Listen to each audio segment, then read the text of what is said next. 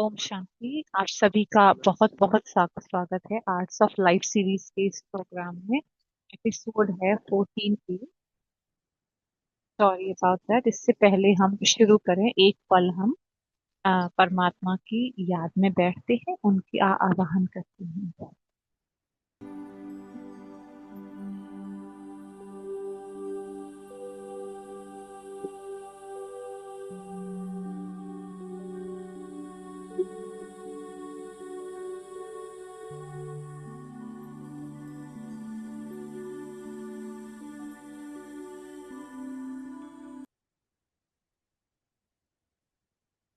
सभी का बहुत बहुत स्वागत है आर्ट्स ऑफ लाइफ सीरीज के इस प्रोग्राम में। इसमें है, आज है परिवर्तन की कला। हमारे साथ बहुत ही प्यारे और मीठे भाई योगेश भाई टर्की से हमारे साथ हैं। हम आपका बहुत बहुत स्वागत करते हैं। शुक्रिया, बहुत बहुत। बहुत समय से हम आपके साथ आपकी बात नहीं सुन पाए हैं। इससे पहले कि हम आगे बढ़े, हम ब्रदर योगेश को इंट्रोड्यूस करने चाहते हैं। इनका एक्सटेंसिव बायोडेटा है। ये मोटिवेशनल स्पीकर हैं, वर्कशॉप फैसिलिटेटर भी हैं। पिछले 30 सालों से ये कार्य कर रहे हैं, जब से ब्रह्मा कुमारी इसमें आए हैं।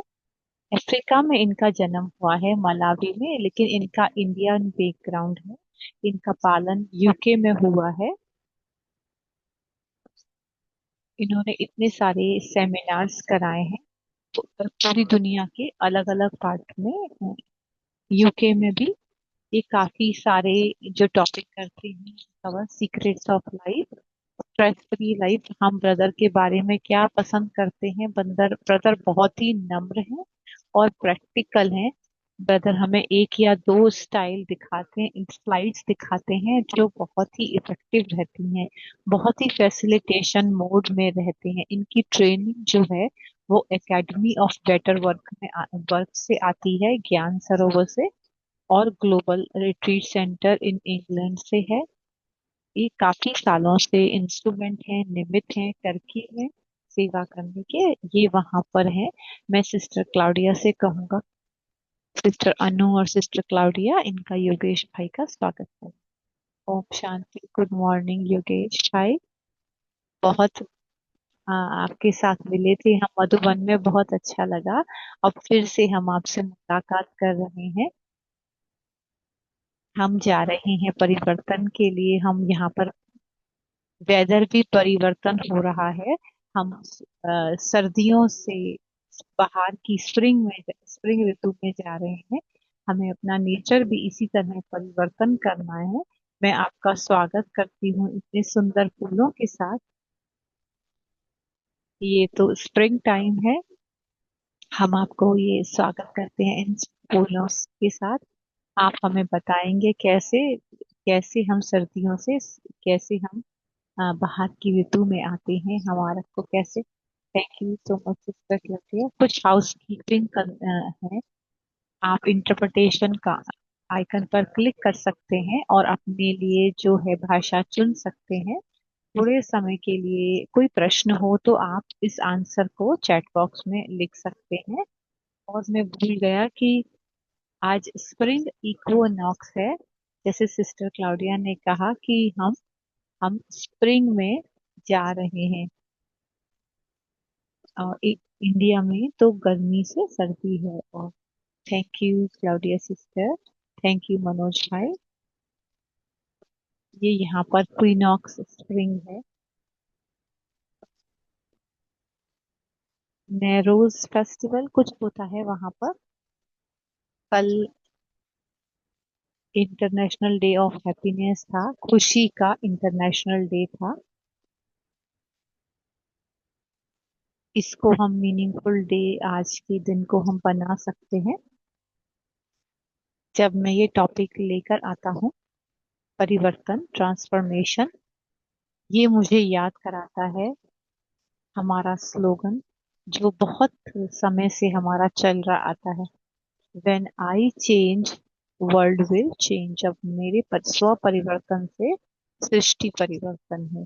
स्व परिवर्तन विश्व परिवर्तन को लेकर आता है, ये हमारा स्लोगन है। अब हम पढ़ाई की बात करते हैं, एफर्ट्स की बात करते हैं, हमारी पर्सनल ट्रांसफॉर्मेशन पर है। हम जानते हैं कि ये सबसे ज्यादा चैलेंजिंग हो सकता है और सबसे ज्यादा रिवॉर्डिंग भी होता है, इसका हमें फल भी बहुत अच्छा मिलता है। इसको देखते हैं, इस परिवर्तन को, तो दुनिया भी बदलती है।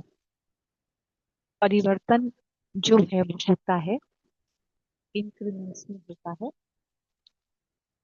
चेंज अपने व्यवहार को एडजस्ट करने से भी होता है। ये फंडामेंटल इवोल्यूशन है, जिससे अंदर की तरफ गहराई से परिवर्तन होता है, ना कि ऊपर से। जैसे कैटरपिलर को देखते हैं तो चेंज जो है होता है कि ज्यादा लीव्स खाने से भी होता है, मतलब वो तेजी से बढ़ता है। तो परिवर्तन, उस कोकून के अंदर क्या होता है, परिवर्तन आता है। और कैटरपिलर से,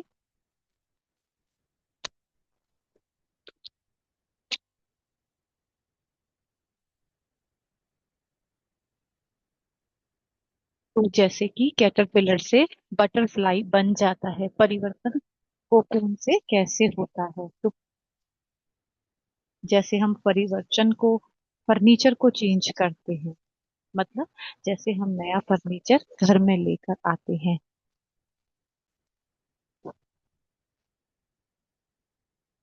हम नया कमरा परिवर्तन करते हैं, और भी कुछ परिवर्तन कर सकते हैं। तो तो जब हम कोई परिवर्तन करते हैं तो हम वापस उस परिवर्तन में जा भी सकते हैं। तो परिवर्तन जो है वो एक रास्ता होना चाहिए। जब हम परिवर्तन कर लेते हैं तो फिर हम परिवर्तन दोबारा ना करें। पर्सनल ट्रांसफॉर्मेशन की बात आती है, जब हम अपने अंदर बहुत गहराई से देखते हैं, अपने लैंडस्केप में अपने को समझते हैं, देखते हैं कि हमें क्या अपने में परिवर्तन करना है। मेरी समझ से और मैं अपने अनुभव से कहता हूँ कि एक बड़ा पार्ट जो है वो परिवर्तन का है। उसमें है कि हम पास्ट को जाने दें, जो पुराने बिलीव हैं और सोचने का तरीका है, जो वैल्यूज है पास्ट, जो मैं पुराना मैं हूँ, उसको हम जाने देते हैं। और मैंने क्या पाया है, नए में परिवर्तन जब करना चाहते हैं ही, लेकिन वो पुराना भी अपने साथ रखना चाहते हैं, लेकिन उसके कारण ट्रांसफॉर्मेशन, परिवर्तन में बहुत समय लग जाता है या फिर होता ही नहीं है। जब हम किसी पुराने को छोड़ते हैं, तभी हम फ्यूचर में जाते हैं। फ्यूचर में, बेटर में। मेरे पास कुछ स्लाइड्स हैं जो मैं आपको दिखाना चाहता हूँ। तो पहली स्लाइड जो है, जो हमारे आंतरिक शब्द आंतरिक दुनिया को बाहर की दुनिया से कनेक्ट करती है। जो दुनिया में सारा कुछ हो रहा है, कुछ लोग कुछ एरिया में परिवर्तन लेकर आ रहे हैं।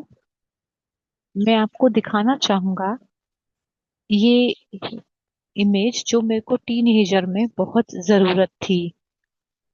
जैसे हम स्कूल में जा रहे थे, कहाँ पर हमें अटेंशन देना है, ध्यान रखना है, इस दुनिया को बेटर जगह बनाने के लिए। सबसे पहले स्वयं के साथ, तो मैं शेयर करना चाहूंगा पहली स्लाइड।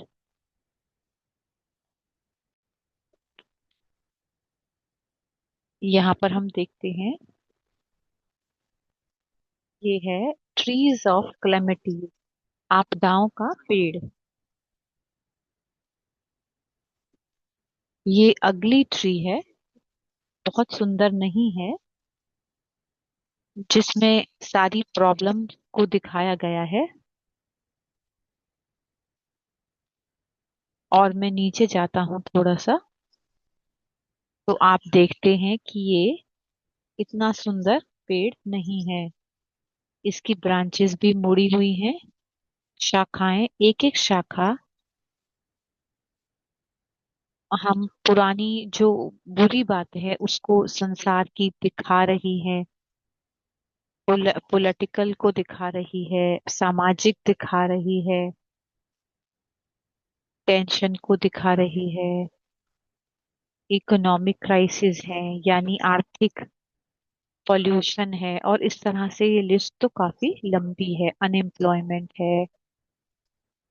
जब मैं स्कूल जा रहा था उस समय मैंने ये लोग जो हैं वो इस ब्रांचेस को काटने की शुरू कोशिश कर रहे हैं, यानी कि ये प्रॉब्लम्स तो मीटिंग्स हो रही हैं, कॉन्फ्रेंस हो रही हैं, सभी लोग संगठित होकर करना चाह रहे हैं। अच्छी बात है कि हम इसको, इसमें परिवर्तन लाना चाहते हैं। सेम टाइम जब हम कोई एक ब्रांच काटते हैं, थोड़े समय के बाद फिर से वो ग्रो हो जाती है। जो हमने देखा है, समय समय अनुसार ये बदलता है, ये कुछ परिवर्तन लेकर आता है, मतलब थोड़ा काल के लिए टेम्परेरी होता है, लेकिन पूरा सोल्यूशन नहीं होता। ये मतलब होता है कि सिम्टम्स को हम ट्रीट कर रहे हैं, उसके कारण को नहीं खत्म कर रहे। जो आध्यात्मिकता हमें सिखाती है कि हम सरफेस के अंदर जाएं, पीछे जाकर देखें कि ये जो आपदाओं का ट्री है, झाड़ है, ये है क्यों। सेल्फ परिवर्तन, स्व परिवर्तन क्यों आवश्यक है। तो इसका जो मेन कारण है इन सभी बातों का, वो है, ये सब चीजें यही है, नीचे होती हैं, देखो जड़ के अंदर है। इसका कारण है ईगो, हमारा व्यवहार, हमारे कर्म, इस एनर्जी के आधार पर चलते हैं। तो ये जो ट्री है वो आपदाओं का ट्री बनता है। जब हमारे अंदर पजेसिवनेस है, किसी चीज के प्रति ईगो है, गुस्सा है, अटैचमेंट है, इन सब चीजों की वजह से, इसी वजह से तो ये जो आपदाओं का ट्री है वो ऐसा बना है। इसका बीज क्या है? बहुत सारी ये चीजें देखो कैसे मैनिफेस्ट होती हैं, कि हम कहते हैं मैं सही हूं तुम गलत हो, चाहे ये दो लोगों के बीच में हो या ऑफिस में हो, और किसी भी कॉन्टेस्ट में अगर हम ये कहते हैं तो स्व परिवर्तन क्यों इम्पोर्टेंट है, स्व परिवर्तन क्यों आवश्यक है। ना सिर्फ अपने को इम्प्रूव करना है, अपने रिश्तों को भी इम्प्रूव करना है, और दुनिया को भी परिवर्तन में सहायक बनना है। मैं अपने लिए क्या इस्तेमाल करता हूँ, कभी कभी मैं डिसोरिएंटेड महसूस करता हूँ अपने आप में, मुझे अपने परिवर्तन पर क्यों काम करना है। ये सबसे बेस्ट चीज है परिवर्तन लाने में, मानवता में परिवर्तन लाने में। कनेक्शन है, अंदर का बाहर से कनेक्शन है। मुझे ऊपर ऊपर से कुछ परिवर्तन नहीं लाना है। आध्यात्मिकता हमसे कहती है कि हम अंदर जाकर के कुछ ऐसा परिवर्तन लेकर आए जो कि गहरा परिवर्तन हो। इस स्टेजेस को देखते हैं। क्या होता है कि एक व्यक्ति परिवर्तन क्यों नहीं कर पाता है। मान लो उनको पता भी होता है थ्योरेटिकली कि मुझे क्या करना है, लेकिन फिर भी व्यक्ति अपने कंफर्ट जोन में रहना चाहता है, वो अपने आप को परिवर्तन नहीं करना चाहता। क्यों? ऐसा क्यों होता है?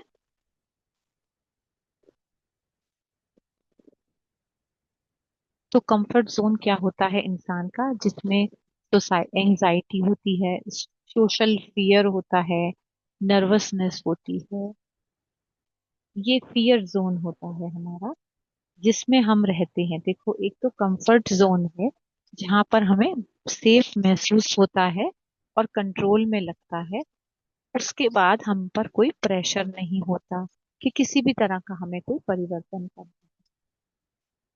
लेकिन जब हम इस कंफर्ट जोन से थोड़ा सा बाहर जाते हैं, हमें डर लगना शुरू होता है।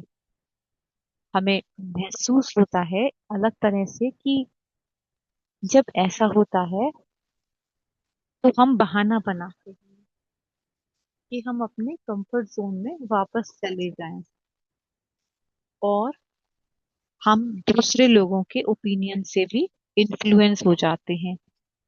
वो लोग हमें कहते हैं, नहीं तुम्हें अच्छा नहीं, तुम अच्छे नहीं लग रहे हो, तुम्हें वहीं जाना चाहिए जहां पर के तुम हो। तो अपने सेल्फ कॉन्फिडेंस में कमी होने के कारण भी हम वापस चले जाते हैं। ज्यादातर मेजोरिटी ऑफ लोग होते हैं, तो वो फियर जोन में आने के कारण वो वापस कंफर्ट जोन में चले जाते हैं, मतलब परिवर्तन नहीं आता, क्योंकि हमारे अंदर शायद करेज की कमी है। मतलब हमें डर लगता है उस अगर हमारे अंदर साहस है, अगर हम उस फियर जोन को पास कर देते हैं, तो हम लर्निंग जोन में आते हैं, एंटर होते हैं, जहां पर कि हम सीखते हैं। सो फियर जोन हमेशा के लिए चला जाता है।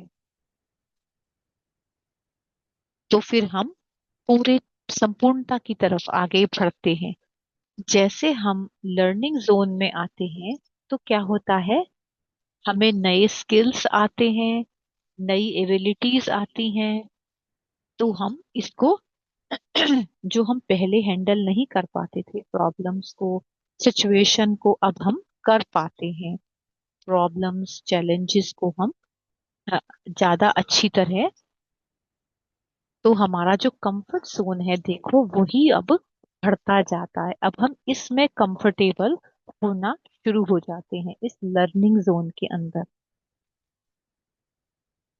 और हमारे अंदर इवोल्यूशन, परिवर्तन आता जाता है। हम लर्निंग जोन से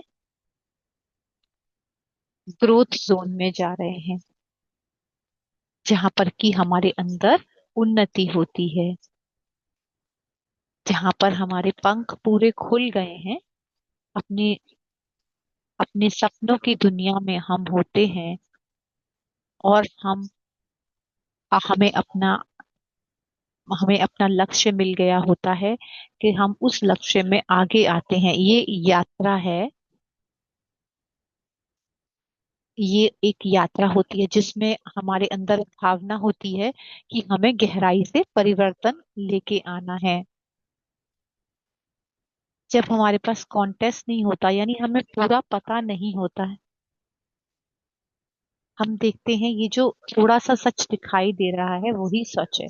जैसे एक बच्चा होता है, उसको नहीं पता होता कि उसको कैसे कैसे वो बड़ा होगा।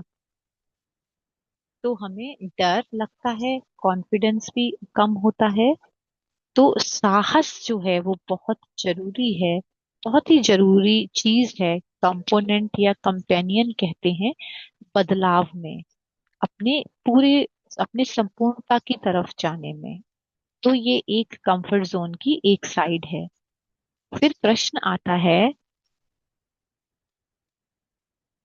क्या होगा अगर हम ज्यादा कंफर्ट जोन में रहेंगे? तो क्या प्राइस मिलता है, उसका प्राइस पे करना पड़ता है? क्या उसका कोई कंफर्ट जोन में रहने का कोई नुकसान भी है?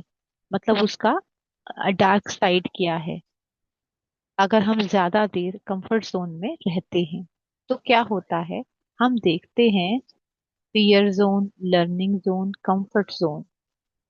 तो इसके दूसरी तरफ क्या है, सब ज्यादा हम कंफर्ट जोन में रहते हैं, उसका भी हमें प्राइस मिलता है। तो क्या होता है, कॉम्प्लेसेंसी जोन में चले जाते हैं हम, अगर ज्यादा देर हम कंफर्ट जोन में रहते हैं। तो आप देख सकते हैं, जहां पर हम चीजों को ग्रांटेड ही ले लेते हैं। हम सोचते हैं कि कोई ना कोई अवसर आएगा कल परसों। तो क्या होता है, अवसर तो आते हैं, लेकिन हमें उसको, ये कॉम्प्लेसेंसी जोन है। जो अपॉर्चुनिटीज आज हमारे पास होती हैं, जो हमारे पास है, हम उसकी वैल्यू नहीं करते हैं। और जो कल है वो ये सब भी हो जाता है, किसी भी जीवन के एरिया में हम ये देख सकते हैं। धीरे धीरे जैसे हम कंफर्ट जोन से कॉम्प्लेसेंसी जोन में आ जाते हैं, हमें ये रियलाइज भी नहीं होता कि ऐसा हो रहा है। फिर कॉम्प्लेसेंसी जोन में हम आलस्य और अलबेलेपन के जोन में चले जाते हैं। केयरलेस होना चाहिए, लेकिन ये कारलेस है। केयरलेस, आलस्य और अलबेलेपन में आ जाते हैं, जहां पर हम ध्यान ही नहीं देते। जैसे उदाहरण के तौर पर एक प्रैक्टिकल एग्जांपल लेते हैं। मान लो हमने कोई गाड़ी में आवाज सुनी, गाड़ी में कोई मान लो आवाज आ रही है, और हम चलते हैं और हम उस पर ध्यान नहीं देते, मान लो कि और बहुत ज्यादा वो बढ़ जाती है, फिर हमें रिपेयर कराना पड़ता है। इसी तरह शरीर में हमें कुछ अच्छा नहीं महसूस होता, हम उसको इग्नोर करते जाते हैं और अंत में वो एक बड़ी प्रॉब्लम बन जाती है। हमारी आध्यात्मिकता की वृद्धि में भी केयरलेसनेस, लेजीनेस जो आती है, हमें लगता है हम बाद में उसको देख लेंगे, कि सभी ऐसे ही करते हैं, मुझे क्यों ही ध्यान रखना है। ऐसे अगर हम चलते हैं तो उसके साथ हम, क्या होता है, जो एक लास्ट फेज है वो अंधेरा, अंधेरी साइड है, स्टैग्नेशन जोन, जहाँ के हम कहीं रुके के रुके ही रह जाते हैं। जैसे आप देख रहे हैं कि व्यक्ति जो है वो बिल्कुल ही इनएक्टिव बन जाता है, लाइफलेस बन जाता है। उनकी एबिलिटी, क्योंकि हम उसको इस्तेमाल नहीं कर रहे हैं, तो व्यक्ति क्या होता है, बिल्कुल ही रुक जाता है। कोई इसको कहता है कि, इसको हम कह सकते हैं कोमा स्टेज। अगर कोई कोमा में होता है, वो व्यक्ति जिंदा तो होता है, लेकिन जीवन जी नहीं रहा होता। शरीर जिंदा है, सारे ऑर्गन्स भी चल रहे हैं, मान लो वो लाइफ सपोर्ट पर भी है, लेकिन व्यक्ति ना तो जी रहा है, ना ही जीवन का आनंद ले रहा है। ये प्राइस हमें पे करना पड़ता है जब हम ज्यादा देर कंफर्ट जोन में रुकते हैं, तो हमें स्टेगनेशन जोन में जाना पड़ता है। हम चले जाते हैं। अपने आप को एक्टिव रखने के लिए दो चीजें हमें जरूरी हैं, जो आध्यात्मिक, पहला, ध्यान देना, किसके साथ हम उठते बैठते हैं, मतलब हमारा किसका संग करते हैं, और कौन सी जगहों पर हम जाते हैं, कंपनी और एनवायरनमेंट। ये दोनों चीजें होती हैं हमें, वो चैलेंजेस को सामना करने के लिए हमें सिखाती हैं। उससे हमें साहस आता है, कॉन्फिडेंस आता है, आगे अगर हम चलते हैं। और हमें क्या जरूरत है कि इस यात्रा जो है, परिवर्तन की यात्रा में, और हमें क्या चाहिए, कुछ ऐसी चीजें हैं जो हमें चाहिए होती हैं। ये कुछ और चीजों से ज्यादा ग्रेटर हैं। जैसे ये एक इक्वेशन के फॉर्म में मैं बता सकता हूँ, मैं कोशिश कर रहा हूँ कि ये दिखाई दे, देखते हैं। तो जैसे मुझे फिजिक्स और केमिस्ट्री बहुत अच्छा लगता था, मैं कुछ एनालिसिस ऐसी यूज करता हूँ। तो इसका क्या मतलब है? सी का मतलब, सी जो है, सी मतलब परिवर्तन, जो आज का टॉपिक है हमारा। ये हमें क्या कह रहा है कि हमें तीन चीजें चाहिए, ए, बी और डी, जो कि ज्यादा है एक्स से। अगर वो एक्स से ज्यादा है तो ट्रांसफॉर्मेशन होती है। तो ये तीन चीजें क्या है? पहली चीज जो है वो है डिससेटिस्फैक्शन होता है। इसका मतलब क्या है कि हमें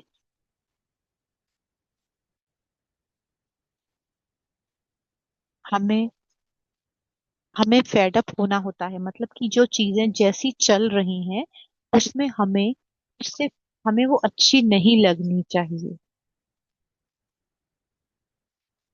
मुझे कुछ इच्छा होनी चाहिए परिवर्तन की। हम नहीं करते परिवर्तन जब तक हमें नहीं नहीं इच्छा होगी। दूसरा, हमें अंदर से लगता है कि हमें परिवर्तन लाना है, लेकिन हम कहते हैं नहीं, कोई बात नहीं, जैसे चल रहा है वो अच्छा है, क्योंकि हम अपने कंफर्ट जोन में हैं। बिना इच्छा शक्ति के हम परिवर्तन भी नहीं ला सकते। ए मतलब कि हमें डिससेटिस्फेक्शन हो, कि मतलब जो हमारे चारों तरफ है, परिस्थिति है या मेरी टेंडेंसी है, जो भी है, उसको परिवर्तन, और बिहेवियर भी हो सकता है, इसमें हमें परिवर्तन लेकर आना है। डी क्या है?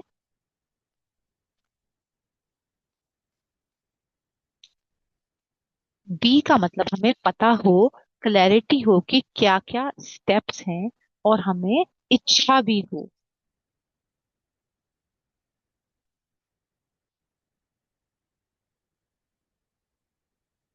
हम ट्रांसफॉर्मेशन क्यों नहीं कर पाते हैं? क्योंकि हमें पता नहीं होता, क्लैरिटी नहीं होती, क्या करना है, कैसे फर्स्ट स्टेप लेना है। तो ये भी हमें बहुत जरूरी है। इसको हम इम्प्लीमेंट पैरालिसिस कहते हैं। कब शुरू करें, कैसे शुरू करें, कितना करना पड़ेगा।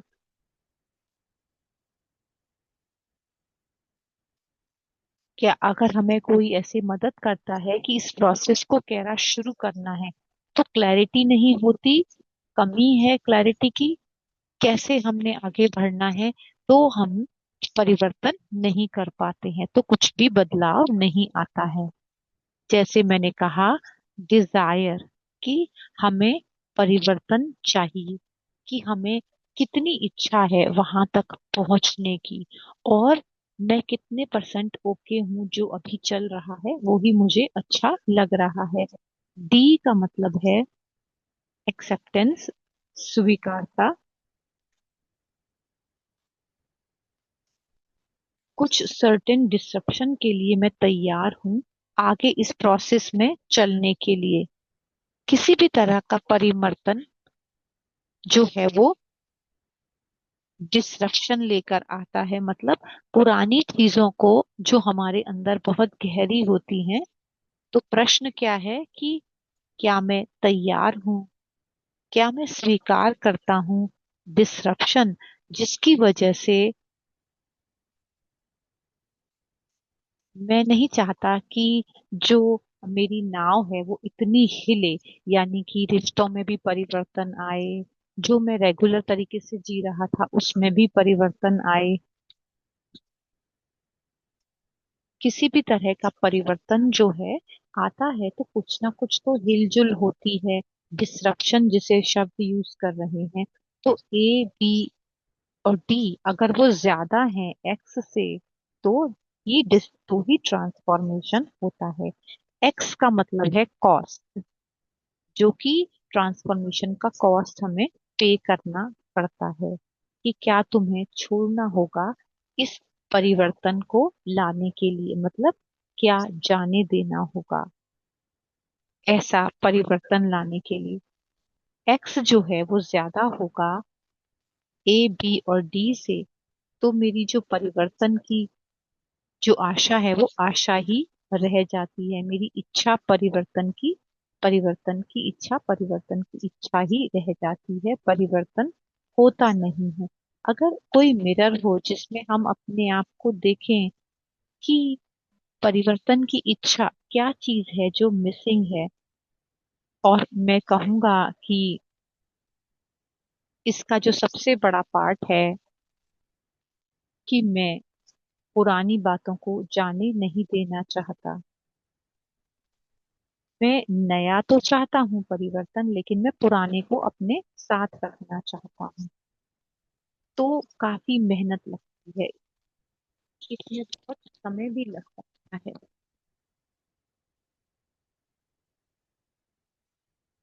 जैसे हम आगे बढ़ते हैं, और हमें क्या जरूरत है इस परिवर्तन को लाने के लिए। हाँ, एक ये व्यक्ति है, इसके पास बहुत सारे आइडिया परिवर्तन को लाने के लिए। एक एक एरो जो है वो आइडिया को दिखाता है। हमें ये करना होगा, ये परिवर्तन लाने के लिए अपने जॉब में, अपने रिलेशनशिप में, अपने सोशल सर्कल में, एक्सेट्रा एक्सेट्रा। बहुत सारे आइडियाज होते हैं हमें, लेकिन 6 महीने के बाद ये व्यक्ति, उसके पास बहुत सारे आइडियाज होते हैं, लेकिन कुछ परिवर्तन नहीं आता उसके जीवन में, क्योंकि वो काउंटर प्रोडक्टिव है। क्योंकि सब जो है वो अलग अलग डायरेक्शन में जा रहे हैं। तो क्या मिसिंग है यहाँ पर? फोकस की कमी है। फोकस भी बहुत जरूरी है, जो हमें इस चैलेंजेस से लेकर जाता है। सेम व्यक्ति है, एक इसी व्यक्ति को देखते हैं हम। थोड़े समय के बाद ही या शी जो सेशंस को ज्वाइन करता है, जैसे आप देख रहे हैं, वो आगे सफलता की तरफ बढ़ रहा है। जो है पर्सनल ट्रांसफर परिवर्तन, एक एक एरो जो है वो ये मैग्नेटाइज हो गया है। एक एक एरो, सभी एरो जो हैं देखो एक ही डायरेक्शन में जा रहे हैं, जिसका कारण है ये लार्ज एरो जो है, जो आप देख रहे हैं, ये जो सबसे बड़ा एरो है वो किसको रिप्रेजेंट करता है? ये मेरा लक्ष्य जो है वो क्लियर है। हमारा लक्ष्य क्या है? जब आप क्लियर होते हैं, क्यों हम ये कर रहे हैं, हमें ऐसा क्यों करना चाहिए, और ऐसा मैं करना चाहता हूँ, अगर ये क्लियर हो जाएगा, लक्ष्य क्लियर हो जाएगा, तो नेचुरली मन जो है वो फोकस हो जाएगा। अगर मन फोकस हो जाता है, तो दृढ़ता की शक्ति, दृढ़ता की एनर्जी, प्रेरणा की शक्ति हमारे अंदर आती है। जब डिटर्मिनेशन है, दृढ़ता है, तो सफलता जरूर होनी ही है, क्योंकि दृढ़ता सफलता की चाबी है। तो लक्ष्य, फोकस करना, दृढ़ता की तरफ जाता है, प्रेरणा की तरफ जाता है, वो हमें सफलता की तरफ लेकर जाता है। ये मेरे लिए बहुत अच्छा रहा। जब मुझे कुछ थोड़ा डिसओरिएंटेड लगता है, तो मैं इसी प्रश्न पर आ जाता हूँ कि मैं ऐसा क्यों कर रहा हूँ, चाहे मैं कुछ भी कर रहा हूँ, कि इसका लक्ष्य क्या है जो भी हम कर रहे हैं, मुझे क्या प्राप्ति करनी है। जब हमारे मन में ये क्लियर हो जाता है, तो हमें जो मन की बाकी ऊर्जा है उसको हम परिवर्तन कर लेते हैं। तो इम्पोर्टेंट प्रश्न ये है सबके लिए कि मेरा लक्ष्य क्या है, मैं ऐसा क्यों कर रहा हूँ, जो भी मैं कर रहा हूँ वो क्यों कर रहा हूँ। ये जो प्रश्न है वो हमें ले जाएगा उस डीएनए में जहां हमें परिवर्तन की कॉज पता होगा। हमें पता है कि सबसे शक्तिशाली चीज क्या है, हमारा मन। मन जो है वो सोच पैदा करता है, और जो एनर्जी जो है वो सोच के की एनर्जी वो वायुमंडल में जाती है। जब हम कुछ यूजलेस नेगेटिव या वेस्ट सोचते हैं तो हम ब्लॉक रोड ब्लॉक्स जैसे क्रिएट करते हैं अपने परिवर्तन में। अगर हम अपने आप को एक डिफिकल्ट या मान लो किसी प्रॉब्लम में पाते हैं, या रिश्तों में या किसी परिस्थिति में, काम पर और कहीं पर भी जीवन के, कहाँ से शुरू करना चाहिए। बहुत सारी चीजें हैं मान लो जो तुम्हारे कंट्रोल में नहीं होती हैं। आपकी कंट्रोल क्या है, मेरा मेरी मेरी विजन यानी, ये देखते हैं पिक्चर, ये दिखाता है।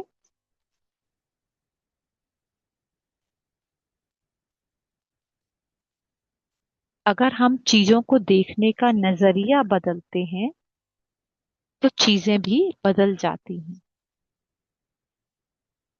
जैसे ये इसके बारे में सोचते हैं, जिस तरह से हम चीजों की तरफ देखते हैं वो चीजें भी परिवर्तन हो जाती हैं। ये है मन की शक्ति, संकल्प शक्ति। मन जिस तरह से इन चीजों को देखता है उस पर प्रभाव पड़ता है। ये शक्ति जो है वो हमारे पास होती है। हम किसी भी परिस्थिति में, मान लो कोई भी परिस्थिति है उसमें हमें समस्या लग रही है, मान लो कोई कल्डिसेक आ गया है, हमें अपनी विजन को, अपने देखने के तरीकों बदलने की जरूरत है कि हम कैसे इससे आगे बढ़ सकते हैं, कि यह परिस्थिति मुझे क्या सिखाने आई है, कौन सी शिक्षा मुझे इससे लेनी है, इसके अंदर छुपा हुआ तोहफा क्या है, क्या प्रेजेंट है, गिफ्ट है लेकिन कुछ अच्छी तरह से ये रैप किया हुआ नहीं है। तो मेरे मन की शक्ति उस परिस्थिति को भी बदल सकती है। ये बहुत, जो शक्ति हम सभी के अंदर है, हमारे मनों में है, तो हमें ध्यान देना होगा कि हम परिस्थिति को बढ़ाए नहीं।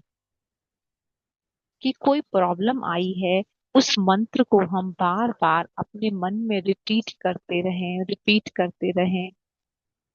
एक और जो है वो हम अ, जो समझ लो कि एक और दीवार प्रॉब्लम्स की हम बढ़ाते जाते हैं। मान लो कोई व्यक्ति है या परिस्थिति है, रिश्ते जो है वो भी बदल जाता है जब मेरा देखने का तरीका बदलता है। बहुत सारे लोग हमारे जीवन में आते हैं जिनके साथ सब कुछ आसान होता है, लेकिन एक दो लोग कोई ऐसे भी होते हैं जिनके साथ हम जीवन में आगे नहीं चल सकते। तो हमें, हमारे अंदर इरिटेशन आती है तो क्या करना होगा, अपने देखने के तरीके को बदलना होगा।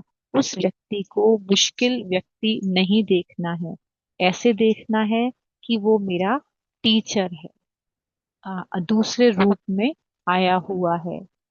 वो व्यक्ति जो है वो, या समस्या जो है वो हमारी सहन शक्ति को चेक करने आया है। वो हमारे धैर्य की परीक्षा लेने के लिए आया है, या हमें नम्रता सिखाने आया है।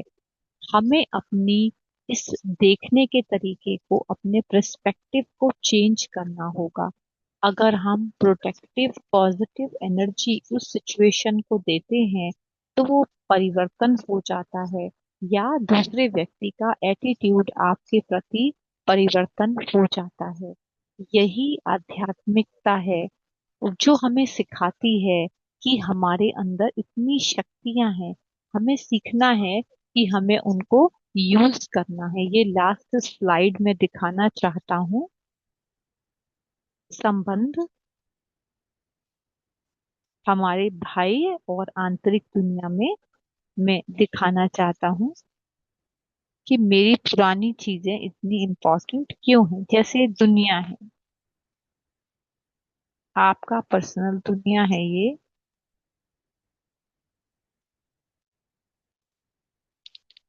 जो सराउंडिंग्स हैं, कि तुम्हारी दुनिया जो है वो ऐसी क्यों है। क्योंकि हमारे कर्म और व्यवहार के कारण जो हमने पास्ट में किए हुए हैं, उसकी वजह से मेरी दुनिया ऐसे होती है। मान लो कुछ सालों पहले वो कंपनी, जो वो संघ था, वो मेरे जीवन का हिस्सा बन गया है। मान लो आप किसी टाउन में रहते हैं, किसी कंट्री में रहते हैं, तो वो तुम्हारी दुनिया का हिस्सा बन गए हैं। तो वो व्यक्ति आपके जीवन का हिस्सा बन गया है। तो पुराने कर्म और व्यवहार जो मेरी नई दुनिया को बनाते हैं। तो प्रश्न आता है,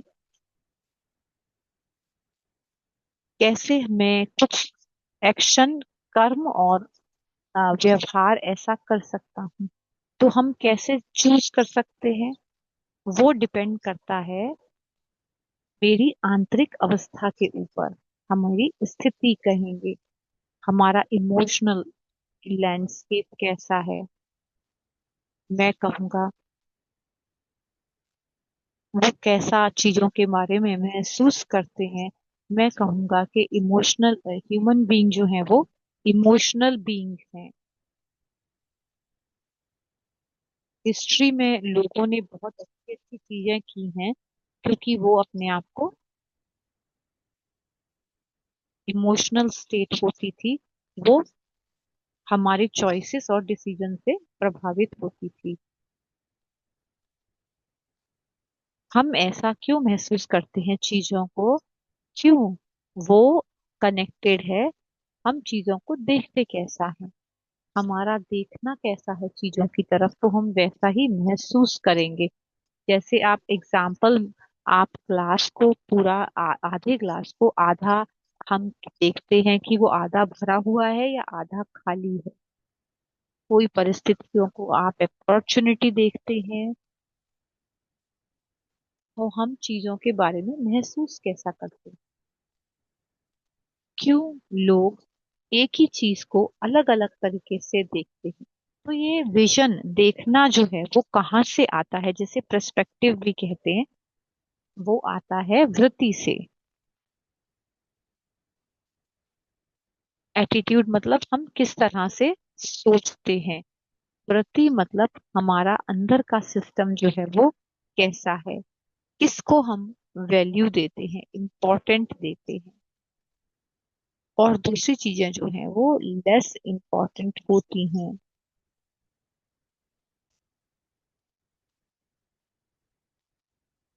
जब हम अंदर की चीजों को बदलना शुरू करते हैं तो देखेंगे कि बाहर की चीजें भी बदलनी शुरू हो जाती हैं। और यहाँ पर मैं कहूँगा कि सबसे मोस्ट इम्पोर्टेंट वर्ड, जो शब्द है, वो इंसान के जीवन में, वो है अवेयरनेस, यानी स्मृति। ये सारा प्रोसेस जो है वो स्मृति से शुरू होता है। जो भी इंफॉर्मेशन हम अपनी स्मृति में डालते हैं, उससे हमारा एटीट्यूड परिवर्तन होता है, उसी से हमारी दृष्टि बनती है, फिर हमारी स्थिति बनती है, हमारे कर्म और व्यवहार वैसे बनते हैं। सो हम आध्यात्मिकता में क्या सीखते हैं, हम अवेयरनेस पर काम कर रहे हैं।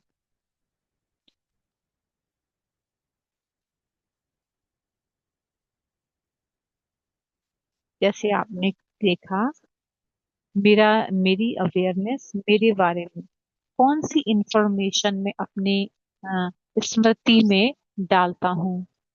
अपनी पर्सनल आइडेंटिटी, जैसे हम इस यात्रा पर हैं, जैसे अपनी आध्यात्मिक अ, अपनी कि हम आध्यात्मिक हैं, इस अवेयरनेस को हम अपने मन में रखते हैं। कौन सी इंफॉर्मेशन हम अपनी स्मृति में रखते हैं कि मैं एक आत्मा हूँ और मेरा संबंध उस परमात्मा से कैसा है। क्या वो पूरे समय मेरे साथ रहता है। तीसरा है, और मैं जीवन को कैसे देखता हूँ, दूसरे लोगों को कैसे देखता हूँ, न्याय को, अच्छी चीजों को, बुरी चीजों को, कार्मिक इक्वेशन को मैं कैसे अपने जीवन में देखता हूँ। तो ये सारी चीजें जो हैं वो मेरी अवेयरनेस पे फर्क डालती हैं। तो आध्यात्मिक शिक्षा में तीन चीजों को, तो डिवाइन सोर्स क्या है, कैसे उससे कनेक्ट होना है, दूसरे मनुष्यों से मेरा व्यवहार, परिस्थितियों से मेरा व्यवहार कैसा होना चाहिए। जब हम अपनी स्मृति को आध्यात्मिक बनाते हैं तो वो पावरफुल बन जाती है और हम पावरफुल परिवर्तन लेकर आते हैं। और मुझे ये भी कहना चाहिए कि इस यात्रा में कभी कभी रिलैप्स भी हो जाती है, मतलब हम पीछे भी चले जाते हैं। कभी कभी हम अपने आप को महसूस करते हैं कि हम पीछे की तरफ जा रहे हैं। रिलैप्स कैसे होता है, इमोशनल लेवल पे होता है, इमोशनल लेवल पे होता है, फिर स्ट्रेस होता है, हम पुरानी चीजों के बारे में सोचना शुरू करते हैं, और फिजिकल लेवल पर भी वो आ जाता है। और उस समय हम छोड़ने को भी तैयार हो सकते हैं, लेकिन हमें क्या करना है, सीखना है और आगे बढ़ना है। जैसे हमारे पास डिजिटल रोड मैप होता है, जिसको हम देखते हैं जब हम नई जगह पर जाते हैं, हम यात्रा कर रहे होते हैं। जब हमें उस वो जीपीएस बताता है कि 100 मीटर चलने के बाद लेफ्ट लेना है, और भी कैलकुलेटिव, वो कहेगा लेफ्ट लेकर के फिर लेफ्ट लेना है।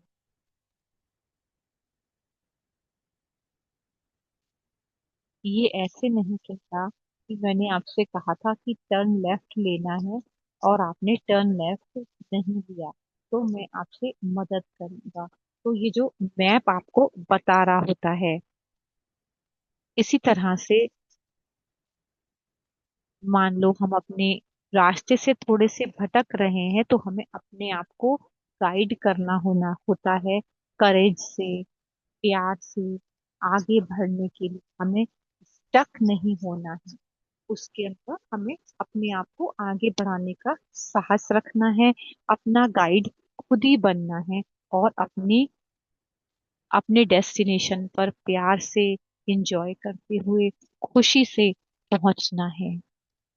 अब मैं यहाँ पर स्टॉप करता हूँ। Okay, thank you brother. बहुत ही सुंदर था। बहुत अच्छा लगा आपकी बात को सुन के, इसमें कंफर्ट जोन के बारे में। हम इसको याद रखेंगे। मैं कह रहा था, AID, एड, ए एक्सेप्टेंस, आई इम्प्लिसेंट, और डी जो है वो डिससेटिस्फेक्शन। जैसे हम बात कर रहे थे आध्यात्मिकता के बारे में, प्रश्न आया है कि एक नया, जिन्होंने नया राजयोग का कोर्स शुरू किया है उनकी तरफ से, वो कहते हैं मैं सुबह उठने की कोशिश करता हूँ, अमृत वेला पर प्रैक्टिस करता हूँ, अभ्यास करता हूँ, मैं सारे नियमों पर भी चलता हूँ, आध्यात्मिक यात्रा पर चलने की मैं कोई परिवर्तन नहीं देखता। जैसे आपने बताया कि चेंज और ट्रांसफॉर्मेशन में क्या फर्क है, वो कह रहे हैं कि मुझे 1 साल हो गया है लेकिन मैं कोई परिवर्तन अपने आप में नहीं देख रहा हूँ, तो मुझे क्या छोड़ देना चाहिए या मुझे और कुछ करना चाहिए परिवर्तन के लिए? मेरा व्यवहार तो सेम है, मैं गुस्सा महसूस करता हूँ, जेलसी महसूस करता हूँ, मैं लोगों को क्रिटिसाइज करता हूँ, तो मुझे क्या करना चाहिए? मैं कहूंगा कि आपकी मैं परिस्थिति को समझता हूँ। आध्यात्मिक जीवन जो है वो पूरा एक पैकेज डील है। खाली इसमें मेडिटेशन, मॉर्निंग मेडिटेशन ही नहीं आता है। मॉर्निंग मेडिटेशन तो होना ही चाहिए, मॉर्निंग पढ़ाई भी होनी चाहिए, एक्यूरेटली होनी चाहिए। पूरे दिन हमें ध्यान रखना है, चर्न करना है, उसके बारे में सोचना है। फिर मुझे ट्रैफिक कंट्रोल मेडिटेशन भी दिन में कई बार करना है, और शाम को भी आधा घंटा अंत में मेडिटेशन करना है। और किसी ना किसी तरह की आध्यात्मिक सेवा में भी अपने आप को जोड़ना है। मुझे एक व्यक्ति को आध्यात्मिक सेवा करनी ही करनी है। जब हम ये पूरा पैकेज करते हैं तब ऐसा हो ही नहीं सकता कि कोई उन्नति ना हो। हमें चेक करना है कि क्या हम पूरा ऐसा कर रहे हैं, और अगर हम ऑनेस्ट एफर्ट कर रहे हैं तो परिवर्तन आएगा ही। कुछ टेंडेंसी और हमारे संस्कार ऐसे होते हैं, उनको कुछ समय लगता है बदलने में। 1 या 2 संस्कार कुछ ऐसे होते हैं, उनको हार्ड लगता है। जैसे मान लो कोई बीमारी है, हाँ, उससे रिकवर होने में समय लगता है, लेकिन दिल शिकस्त नहीं होना है, अपने आप से अपसेट नहीं होना। फिर से देखना है कि मैं एक्यूरेटली सब कुछ कर रहा हूँ, तो प्रोग्रेस, उन्नति होनी ही है। हमारे पास समय कम है, हम एक प्रश्न लेते हैं समय को देखते हुए। आध्यात्मिक टीचिंग्स जो है यहाँ पर, जो हमारे ब्रह्मा बाबा ने हमें सिखाया, और मम्मा, ब्रह्मा बाबा और मम्मा जिनको हम जगदम्बा सरस्वती हैं, वो कहते हैं कि जब हम सुबह की क्लासेस होती हैं परिवर्तन के लिए, हमें रियलाइजेशन, परिवर्तन से पहले महसूसता की शक्ति, महसूसता। आप क्या कहेंगे रियलाइजेशन के बारे में? रियलाइजेशन में क्या होता है इसमें? आपने बहुत अच्छा हमें चार्ट दिखाया। लक्ष्य के लिए पहले हमें उसकी जरूरत महसूस हो, हमें ये पता हो कि हमें परिवर्तन लाना क्यों है, और उसका लक्ष्य हो। तो इसको हम 2 तरह से देख सकते हैं। रियलाइजेशन यानी महसूसता, अपने एटीट्यूड को देखना है, अपने व्यवहार को देखना है। अगर वो सही नहीं है तो हमें उसको परिवर्तन में लाना है। रियलाइजेशन मतलब हम उसको रिकॉग्नाइज करते हैं। जैसे उदाहरण, महसूस कि मुझे मेरा रिश्ता किसी के साथ क्यों अच्छा नहीं है, क्योंकि मैं अपनी जजमेंट करता हूँ उस व्यक्ति के बारे में बहुत सारी। यानी महसूसता हो सकती है कि हम अपने ऊपर में बहुत ज्यादा प्रेशर डालता हूँ। अब मैं ये रियलाइज करता हूँ कि ये सही चीज नहीं है। मुझे महसूस होता है कि ये उदाहरण है, मान लो मैं किसी की आलोचना बहुत करता हूँ, तो महसूसता मुझे होती है कि ये गलत बिहेवियर है, ये सही बात नहीं है, मुझे इसको परिवर्तन करना है। तभी हम अपने आप को परिवर्तन कर सकते हैं। तो ये महसूसता जो है वो परिवर्तन लेकर आती है। तो ये रियलाइजेशन,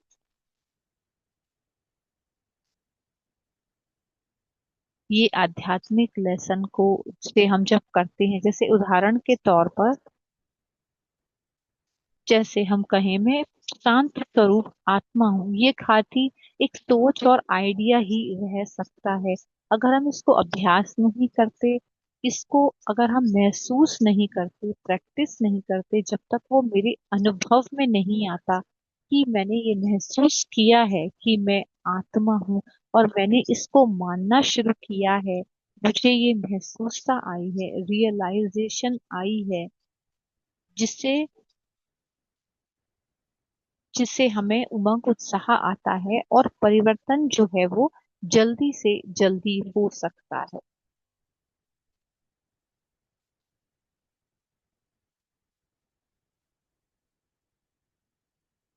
अगर हम उसका अभ्यास नहीं करेंगे, खाली कहते रहेंगे, तो भी कोई फायदा नहीं होगा। मैं सिस्टर अनु से कहूंगा कि वो शुक्रिया अदा करें और जो है वो अनाउंसमेंट भी करें। सिस्टर क्लाउडिया जो है वो शुक्रिया अदा करेंगे। सॉरी सिस्टर क्ला मैं थोड़े समय के लिए बाहर गई हुई थी, इसलिए। अनु जी, बहुत ही हमारे लिए भाग्य की बात है योगेश भाई, हमने आपको देखा किस तरह से आपने सारी चीजों को प्रेजेंट किया। इस चीज से हम बाद में इसको हम देख सकते हैं बहुत क्लियरली कि कहाँ पर मैं हूँ, अपने आप को देखता हूँ। जो ये फॉर्मूला आपने दिया है, इक्वेशन, ये भी बहुत अच्छा पॉइंट है। क्या हम वास्तविकता में अपने आप को बदलना चाहते हैं, ये मेन चीज है। जैसे आपने कहा, कुछ आत्माएं, मैं गीत ये गीत नहीं गाना है कि मैं नहीं कर सकता, मैं नहीं कर सकता। जब आप इस गीत को परिवर्तन करते हैं, चेंज करते हैं, तभी परिवर्तन लेके आ सकते हैं। आज हमने आपसे बहुत कुछ सीखा है। मैं आशा करती हूँ हम पीछे जाकर इसको देखेंगे कि क्या हम वाकई में अपने आप को परिवर्तन करना चाहते हैं, इस दुनिया में परिवर्तन लाना चाहते हैं, जहाँ पे मैं कार्य करता हूँ वहां पर परिवर्तन लाना चाहते हैं। तभी हमारे को पता होगा। तो थैंक यू, आपका शुक्रिया बहुत बहुत गाइडेंस के लिए। Thank you sister Qadian. बहुत आपने स्पेसिफिकली इसको आपने बहुत सुंदर तरीके से बताया है। आपने जीपीएस बताया कार के लिए। हम अपने लिए काइंड नहीं है, अपने प्रति नम्र नहीं है। जैसे सिस्टर लिए क्लाउडिया ने कहा कि कौन सा गीत मेरे मन में चलता रहे। हमारे को ये भी पता हो, रियलाइजेशन का भी बहुत ही सुंदर रहा, बहुत मदद करेगा हमारे लिए। हम इसको रिवाइज करते हैं। हम इस वीडियो होता है यूट्यूब के ऊपर, तो आप इसको दोबारा भी देख सकते हैं, अपने प्रैक्टिकल जीवन में ला सकते हैं। मैं 1 मिनट और दूंगी ये देखने के लिए, ये अनाउंस करने के लिए। ये आर्ट ऑफ ट्रांसफॉर्मेशन का चल रहा है, जिसके बारे में बात है।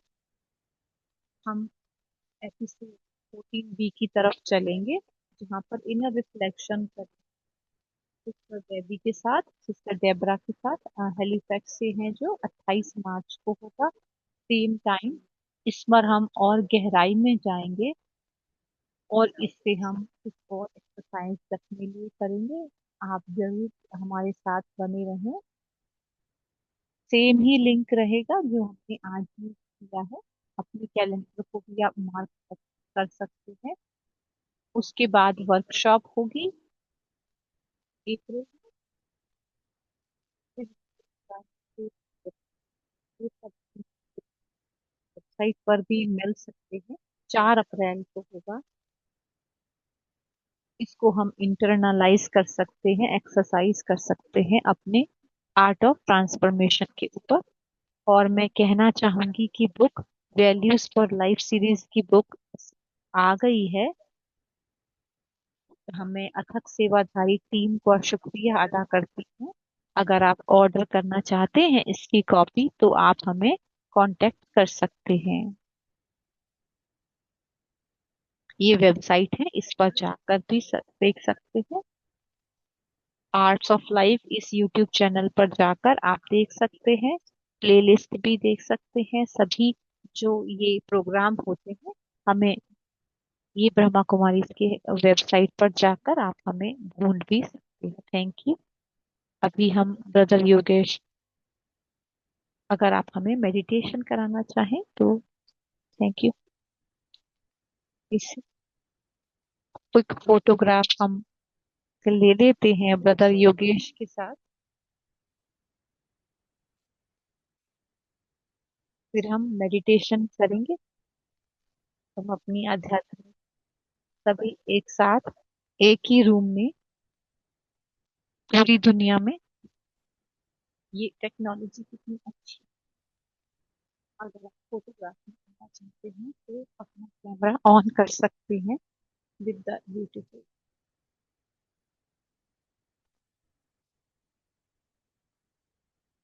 मैंने फोटोग्राफ ले ली है और अब हम इसको शेयर भी कर देंगे। Thank you. Over to you brother Yogesh. Comfortable होकर बैठे। कुछ पल के लिए मन को शांत करें।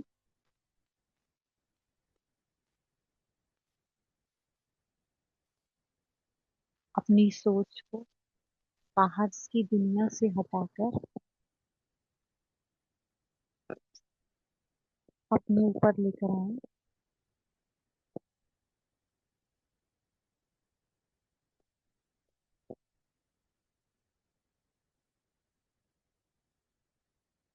तो अपनी इस पहला सत्य जो है उसको याद करें कि मेरी आइडेंटिटी, मेरा व्यक्तित्व क्या है। मेरी आध्यात्मिक पहचान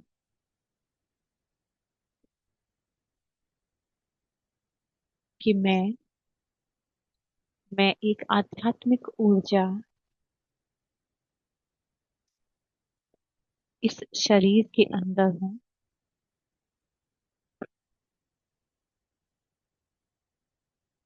मैं मैं इस शरीर के अंदर का वो जीवन हूँ, वो लाइट हूँ।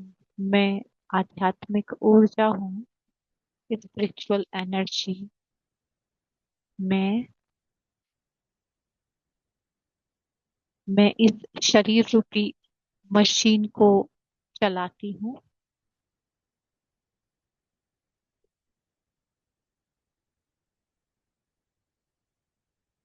मैं एक आध्यात्मिक ऊर्जा।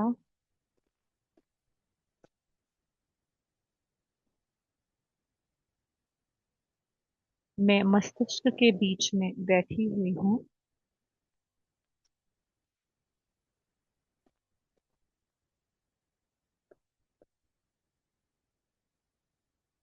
माथे के बीच में बैठी हुई मैं ऊर्जा। मैं पूरी दुनिया को महसूस करती हूँ, अनुभव करती हूँ।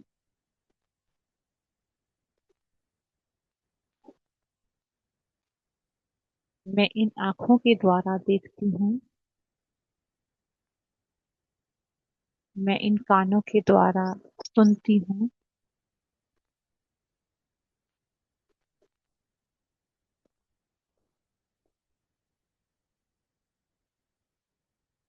मैं ये आध्यात्मिक ऊर्जा,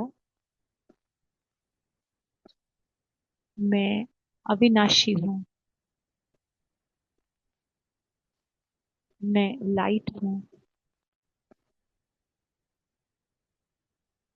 मैं पवित्र हूँ। मैं शांत हूँ।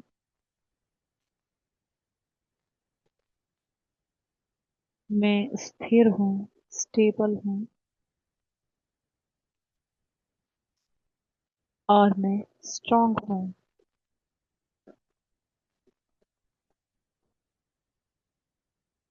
मैं स्वतंत्र हूँ।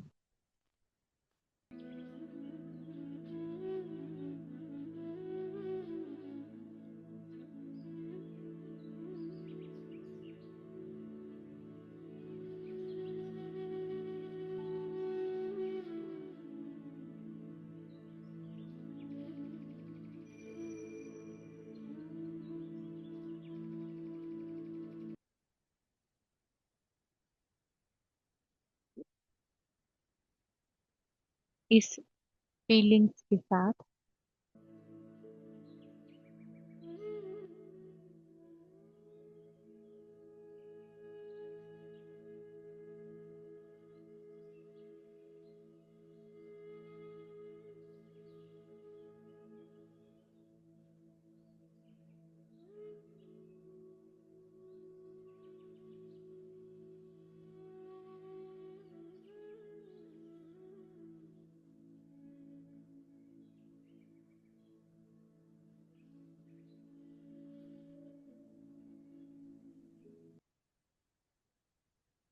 Thank you. ओम शांति। फिर से हम आपका शुक्रिया अदा करते हैं बहुत ही सुंदर अनुभव के। Thank you. See you again. Thank you. Thank you.